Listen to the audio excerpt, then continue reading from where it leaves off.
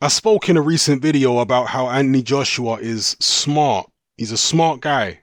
If you've ever heard Anthony Joshua talk, you can see that this is a man who understands psychology and he understands business too. And right here is an example of it, because I've said many times over the years that there's no place for loyalty in boxing with regards to fighters being loyal to promoters or networks or any of that kind of stuff. There's no place for that. You're only screwing yourself out of money and screwing yourself out of opportunities as a fighter if you are maintaining loyalty to specific trainers or specific promoters or networks, so on and so forth.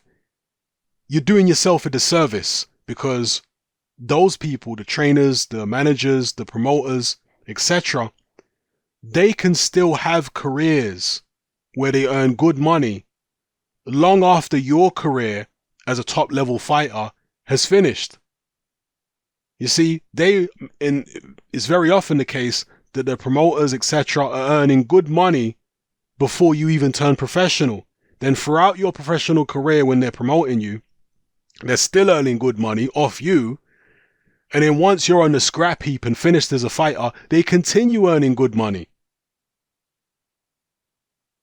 So don't worry about leaving them. Don't allow them to give you any kind of guilt trip or anything like that about trying to, stay loyal to us.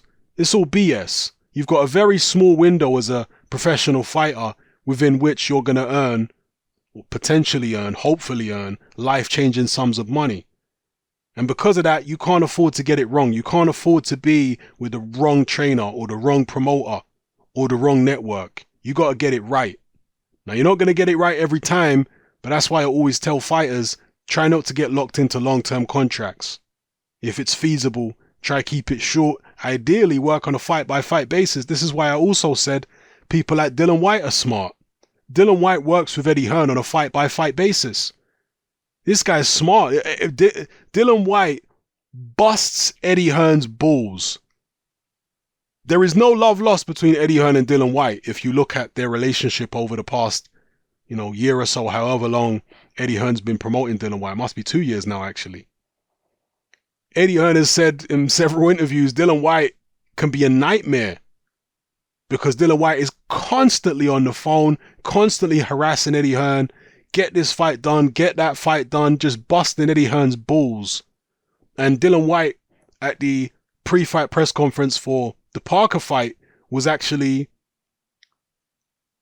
talking about how allegedly Parker's promoter David Higgins takes, 25% or 30% or something of Parker's money. And so the insinuation is that Dillian Whyte doesn't allow Eddie Hearn to take massive chunks of his money like that. But look what's happening to Joseph Parker. He's being exploited. Okay, Dillian Whyte's a smart guy. You're not, as a promoter or a manager or anything like that, going to screw Dillian Whyte over. That's not going to happen. The guy's far too meticulous and on his job with regards to business to allow anybody to do that. And similarly, Anthony Joshua, another smart guy when it comes to things like this. From what I've heard him say anyway over the years, one of the things that impressed me about Anthony Joshua was after the Charles Martin fight, when Kugan Cassius was very excited, when the fans were very excited, when Eddie Hearn was very excited because Anthony Joshua had just won a version of the world heavyweight title in only his 16th or 17th fight. The British tradition is to go absolutely, mental, to jump for joy, to start popping bottles of champagne. Like, that's what most British fighters will be doing. But Anthony Joshua was very placid. He was like, he just shrugged his shoulders at the win in the post-fight locker room interview with Kugan. And Kugan was like, are you not overjoyed? And Anthony Joshua said something like, well, no, I try and stay level-headed. And this is only a stepping stone to where I want to be. It's just one title. I didn't beat the best man in the division. So why am I getting excited?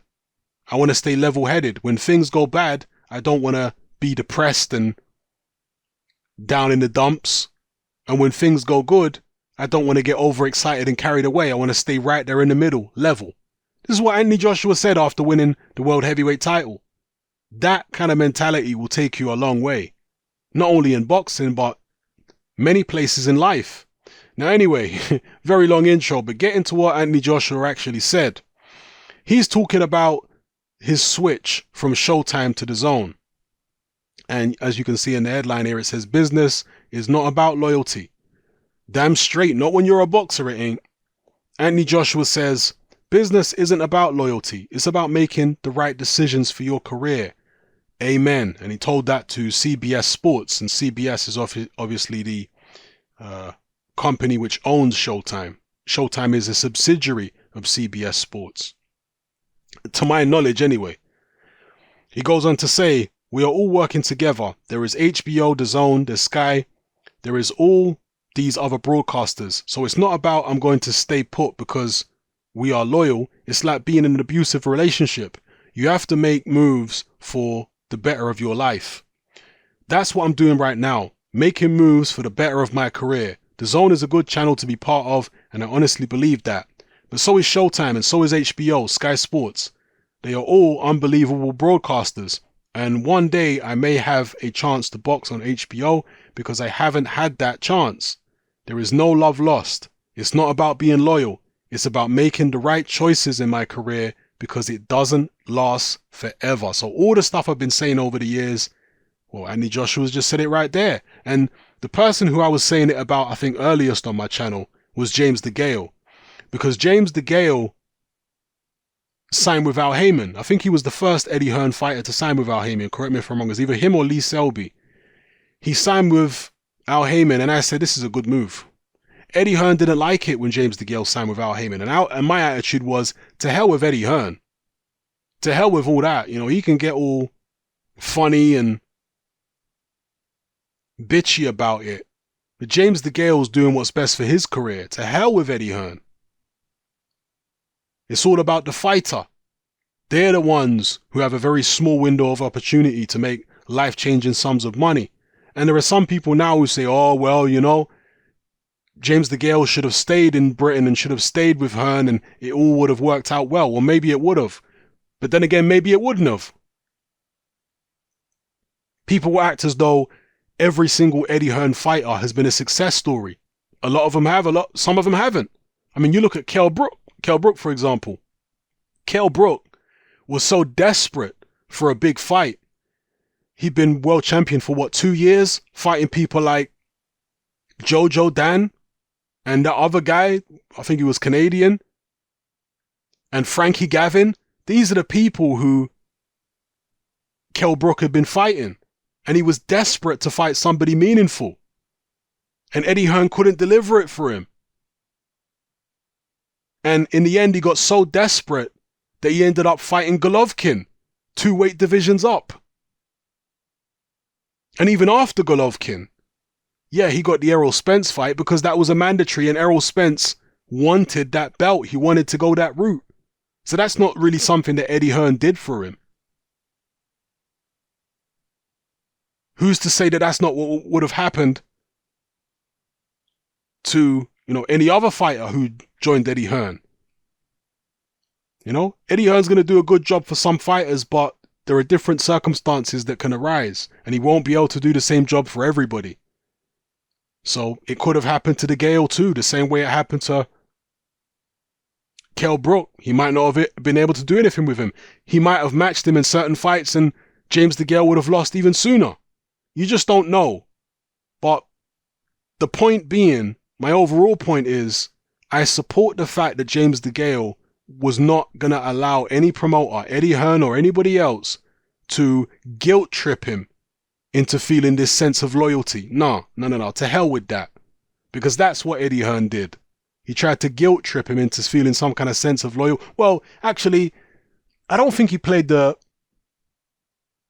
guilt tripping loyalty card too much. There was a little bit of that. It was more James DeGale's made a poor decision and he would have earned much more money if he'd stayed in the UK and all that kind of stuff. He was more coming from that angle. The guilt tripping with regards to loyalty is more of a Frank Warren thing, truth be told.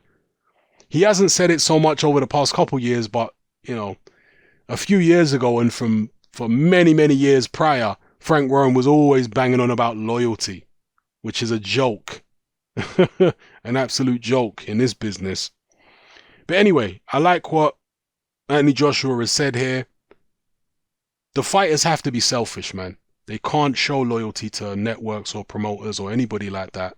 They have to think about themselves. They're the ones risking their lives. They're the ones with a very, very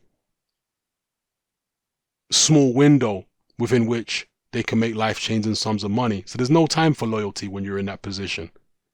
So, you know, hats off to Joshua for having this kind of attitude. Anyway, let me know what you think in the comment section below. It's happening, I'm out.